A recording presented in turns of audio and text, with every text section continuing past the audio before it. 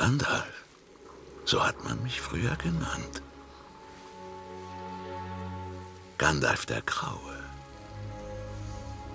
Das war mein Name. Ich bin Gandalf der Weiße. Und ich kehre zurück zu euch. Am Wendepunkt der Gezeiten. Moin Moin zusammen, Place of Space wieder hier und heute habe ich einen richtig lustigen Bild gesehen und zwar hier bei der offiziellen Seite von Path of Exile. Das ist nämlich der Build of the Week, der Rambo Wizard.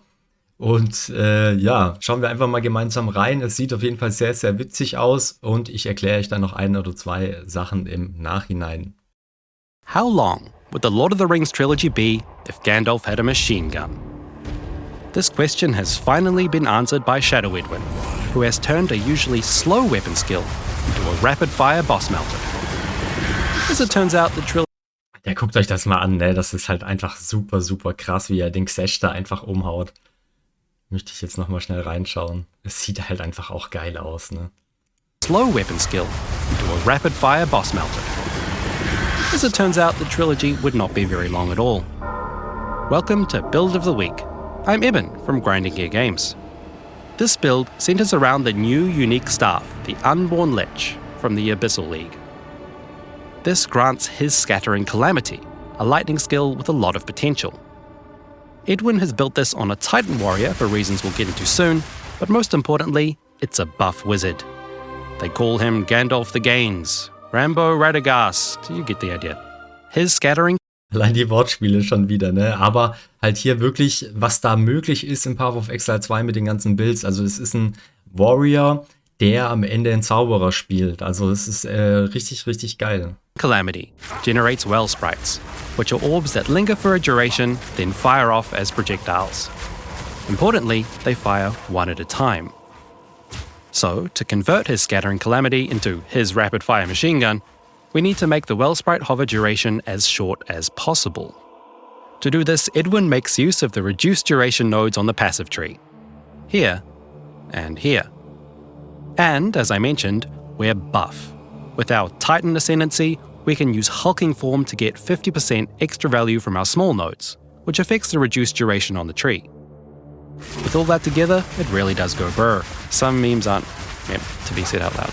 Brr. Do I roll the R? Brr. There's also some cool tech in getting this to be smooth to play.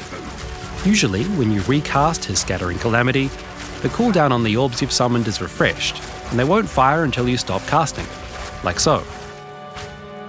Edwin is using the Considered Casting Support gem to actually slow down the spell cast, the animation itself. Calculated correctly, this cast speed will be slightly longer than the duration of the well sprites, meaning we can hold down the cast button and fire off our orbs before we've had time to cast new ones and refresh the duration. Voila! We have our machine gun. We finally know who he is in his Scattering Calamity. It's Rambo. But not Rambo from the first movie where he's processing PTSD, but probably one of the sequels like Rambo 3. For even more firepower, Edwin has incorporated 2 copies of Frost Darts. This is another appropriately rapid projectile spell that blasts enemies with spears of ice. Both copies of the skill are automated. One uses cast on crit, and the other uses cast on elemental ailment. Since we're critting and shocking fairly often, we get a nice steady stream of Frost Darts for more machine gun in our machine gun. Now, you might be thinking that all this casting probably costs a lot of mana. But don't worry. All you need to do is pay for your mana using your life, pay life using your spells, pay for upgrades that regen your life based on your spells, then pay for more regen to pay for your spells to pay your life to pay your mana costs. Got it? Okay, sorry. Basically, Edwin is using blood magic to cast with life instead of mana. Then, with the Abyssal Jewel Undying Hate, we can unlock the Sacrifice of Blood Keystone. This lets us regenerate life based on our mana costs. With these nodes, boosted by Hulking Form, we can regenerate more life than we lose from casting, which solves our mana problem. And actually, if we spam spells, we can get up to 3k per second life regen, which is a nice defensive layer too. Another cool thing here is that Edwin is using the Veil of the Night unique helmet, which is giving us a huge increase to our maximum life at the cost of all our elemental resistances. Usually, this would not be worth the trade-off, but Edwin has made it work. Firstly, we can compensate for our lack of resistances by having as many of these mods as possible that lets our armor apply to elemental damage. Then, since we have so much life, we might as well use it to increase our damage too. Back on the Unborn Lich Staff, you may have noticed that it's been rolled with this mod, which increases spell damage based on our max life. This alone provides a massive damage boost. As yet another layer of defense, the Time of Need buff pairs nicely with our steroid-infused skill duration. This skill heals you and removes your debuffs, usually once every 10 seconds or so. But with this build, it activates at a blistering pace of once every 1.2 seconds. Like giving meth to Florence. Halt auch schon so geil, ne? Auch mit diesem Leuchten. Dieser Bild ist einfach, der ist einfach genial, ja. Also von jemand, der halt auch selbst Builds baut, wenn man das sich anschaut, das ist einfach Peak, ja. Das ist einfach Peak-Level, Kreativität, Hammer, wirklich. Richtig geiler Bild. Und falls ihr jetzt gerade nicht verstanden habt, was er da macht, also er hat ja hier diesen Buff, der eigentlich nur alle 11 Sekunden kommt, aber durch diese Skill-Effekte Duration, also durch diese Dauer, die er dann verkürzt quasi mit diesen passiven Knoten und so weiter, bringt er das auf 1,2 Sekunden runter, heilt sich damit, entfernt alle Flüche, alle Ailments und so weiter, also Beeinträchtigungen, ist einfach richtig geil. Once every 10 seconds or so. But with this build, it activates at a blistering pace of once every 1.2 seconds. Like giving meth to Florence Nightingale. With all this together, Rambo can live to see the next sequel. There's a lot more going on with this build, which we don't have time to get into here. Edwin is making excellent use of elemental remnants, reduced duration tech, chilled ground, weapon swapping, and more. But hopefully you understand the shape of this fantastic creation. Thanks to Shadow Edwin and friends for their contribution. This build is so much fun to play, with a great theme and excellent use of League-specific uniques and mechanics.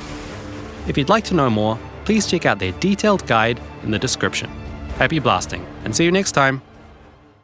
So, und jetzt noch mal eine kleine kurze Erklärung. Das Ganze funktioniert nämlich so, dass er halt diesen Titan Warrior dann spielt mit dieser Ascendancy, wo er dann die kleinen Punkte bekommt, also die Verstärkung für die kleinen Punkte. Und dadurch kann er halt mit diesem neuen Stab, ich weiß nicht, ob der permanent im Game bleibt, der wurde jetzt hier in der Liga mit eingeführt.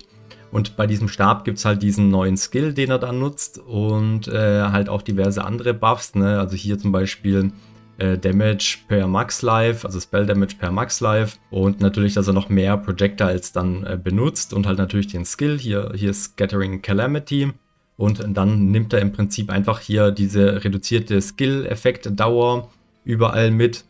Und dann natürlich noch die Blutmagie und dann halt dieses Juwel. Ich weiß nicht, ob die Juwele hier dann auch drin bleiben in der Zukunft.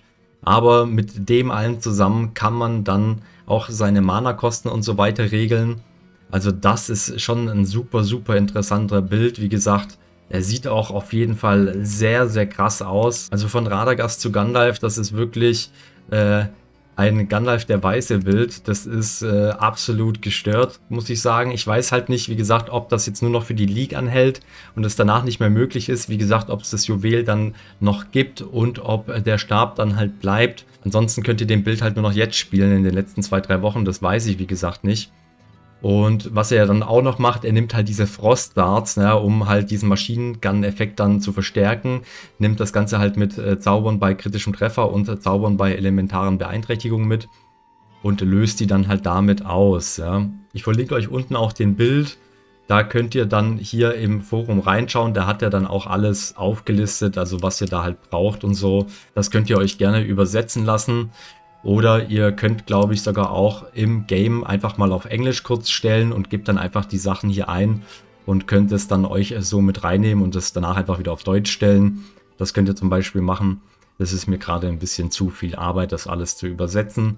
Aber ich wollte euch hier trotzdem mal den Bild vorstellen und euch zumindest mal erklären, wie das Ganze hier funktioniert. Außerdem nutzt er dann hier zum Beispiel diese zusätzlichen Projektile mit den Runen hier, also mit dieser Rune hier, wo man die Chance hat für zusätzliche Projektile, ist auch ganz wichtig und das ist eigentlich auch schon alles. Das heißt, das skaliert gar nicht wirklich mit erhöhter Zaubergeschwindigkeit oder so, sondern der löst das dann im Prinzip durch weniger Skill-Effekt-Dauer.